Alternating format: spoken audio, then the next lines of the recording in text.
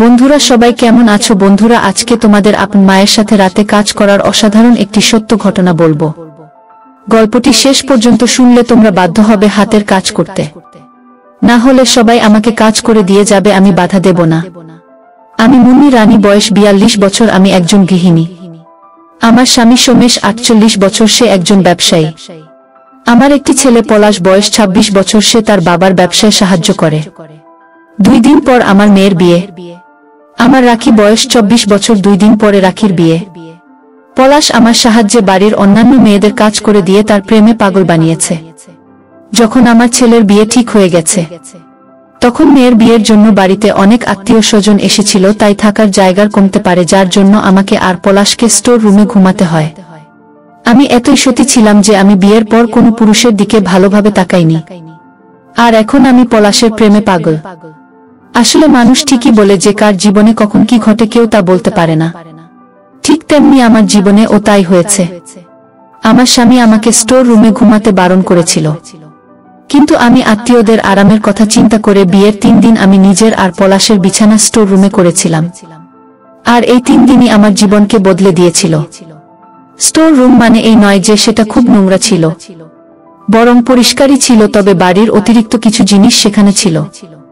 আর ছিল একটা বিছানা। প্রথম দিন যখন আমি ওলাশকে স্টোর রুমে ঘুমানোর কথা বললাম, তখন সে আমাকে রাগ দেখালো, কিন্তু কিছুক্ষণ পর সে রাজি হয়ে গেল। তার রুমটা নিচ তলায় ছিল। আমার ছেলের রুমে নিচের তলায় আমার 2 মেয়ে একসাথে থাকত। পলাশের রুমটা দারুণ ছিল, যেখানে আজ আত্মীয়রা ছিল, আর আমার রুমে ছিল আমার ননন্দ আর তার পরিবার। আর বাড়ির অন্যান্য জায়গায় অন্য আত্মীয়রা থাকলো। বাড়ির সব কাজ শেষ হতে হতে রাত হয়ে গেল। পলাশ রাত 12টা আগেই স্টোর রুমে গিয়ে শুয়ে পড়েছিল। তাই আমি স্টোর রুমে এসে রুমের দরজা ভেতর থেকে বন্ধ করে দিলাম। একটা সিঙ্গেল বেড ছিল, তাই জায়গা কম, তার জন্য আমি পলাশকে ডাকলাম, কিন্তু সে সাড়া দিল না। তাই আমিও শুয়ে পড়লাম। আমি এমন ভাবে শুইলাম যে পলাশের শরীরের সাথে আমার শরীর লেগে গেল, আর আমার মাথা ছিল তার বুকে। আমি লাইট অফ করে ঘুমানোর চেষ্টা করলাম। বিয়ে বাড়িতে অনেক কাজ ছিল তো, তাই আমি অনেক ক্লান্ত ছিলাম, আর এই জন্য আমি কখন ঘুমিয়ে পড়ি তা জানি না। কিন্তু হঠাৎ ব্যথায় আমার ঘুম ভেঙে গেল, আর আমার মুখ থেকে চিৎকার বেরোবে, ঠিক তখনই কেউ একজন আমার মুখ চেপে ধরল। তাই আমার মুখ থেকে আর চিৎকার বেরোলো না। তাই আমি তার হাত থেকে বাঁচার জন্য ছটফট করছিলাম, তাকে ঠেলে দেওয়ার চেষ্টা করছিলাম, কিন্তু কিছুই করতে পারছিলাম না, কারণ আমার উপরে যে ছিল সে অনেক শক্তিশালী ছিল। ঠিক তখনই পলাশ বলে উঠল, মা হয়ে গেছে, মা পুরোটাই নেমেছে। আমি আরো বেশি ছটফট করতে লাগলাম, কারণ আমার নিজের ছেলে আমাকে কাজ করে দিচ্ছে। তার মধ্যে কোনো ভয় ছিল যে এটা একটা বিয়ের বাড়ি। আমি তার থেকে পরিত্রাণ পাওয়ার জন্য আর কিছু বলার জন্য অনেক চেষ্টা করলাম, কিন্তু সে পুরো রাক্ষস হয়ে গিয়েছিল। ব্যথায় আমার চোখ দিয়ে পানি বের হতে লাগলো, কিন্তু আমি কিছুই করতে পারছিলাম না। এখন আমারও ব্যথা কমে গিয়েছিল, তাই আমি পলাশকে ইশারায় মুখ থেকে হাত সরাতে বললাম। তখন সে বলল, আমি হাত সরানোর পর যদি তুমি চিৎকার করো তবে তোমার ইজ্জত যাবে। তাই আমি তোমার মুখ থেকে হাত সরাবো, তুমি চিৎকার না করে চুপচাপ কাজ করিয়ে নাও। মুখ থেকে হাত সরাতেই প্রথমে আমি জোরে জোরে নিঃশ্বাস নিলাম। তারপর তাকে আমার উপর থেকে সরানোর চেষ্টা করতে করতে ধীরে ধীরে বললাম, পলাশ ছাড় আমাকে, আমি তোর মা। এসব বলতে বলতে তাকে ছড়ানোর জন্য আমি তাকে ধাক্কা দিতে লাগলাম।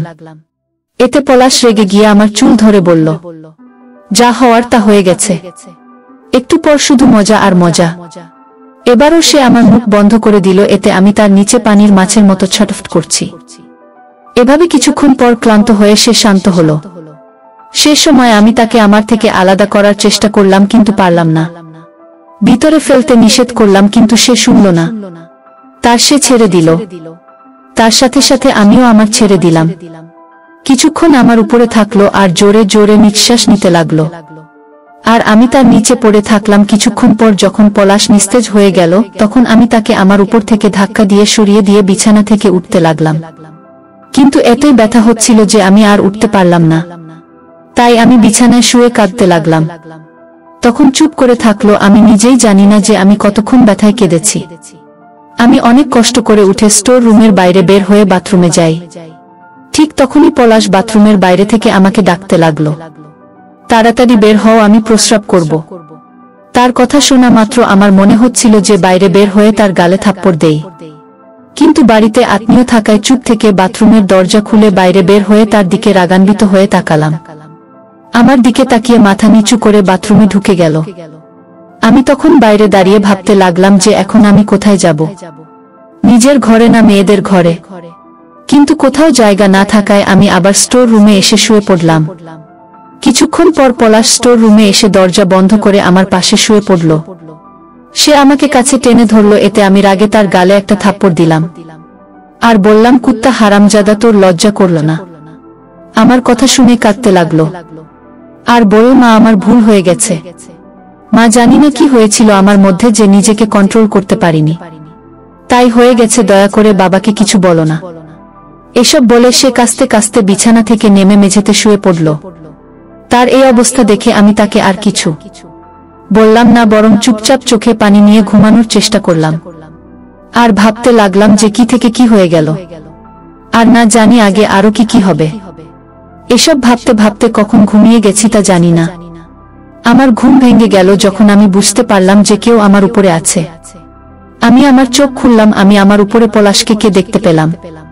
কেবল কাজ শুরু করবে ঠিক তখনই আমি তাকে জোরে ধাক্কা দিলাম, কিন্তু সে শক্ত করে ধরেছিল। আমি আবার পরাস্ত হলাম, আবার আমার মুখ বন্ধ করে দিল। এখন স্টোর রুমে কিছুটা আলো ছিল, কারণ বাইরে হল রুমে লাইট জ্বালানো ছিল, তাই আমরা একে অপরকে দেখতে পাচ্ছিলাম।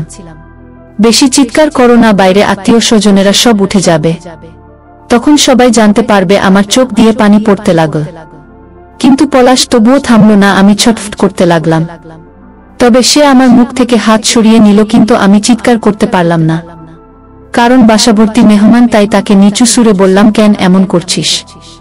পলাশ, আমাকে ছেড়ে দে, আমি যে তোর মা। এসব বলতে বলতে আমি তাকে সরাতে লাগলাম, কিন্তু সে আমাকে শক্ত করে ধরে রাখল আর বলল, আরেকটু মা। আমার চোখ দিয়ে পানি পড়তে লাগলো। ঠিক তখনই বাইরে থেকে আমার মেয়ে আমাকে ডাকতে লাগলো, অনেক বেলা হয়ে গেছে, ঘুম থেকে উঠো মা। এতে আমি তাড়াতাড়ি চোখ খুলে পলাশের দিকে তাকালাম। সে আমাকে চুপ করে থাকার ইশারা করল। তখন আমি তাকে বললাম, পলাশ ছেড়ে দে আমায়, বাইরে সবাই আছে, বা আমি তোর মা। এ কথা বলে আমি যখন আবার উঠতে চেষ্টা করি,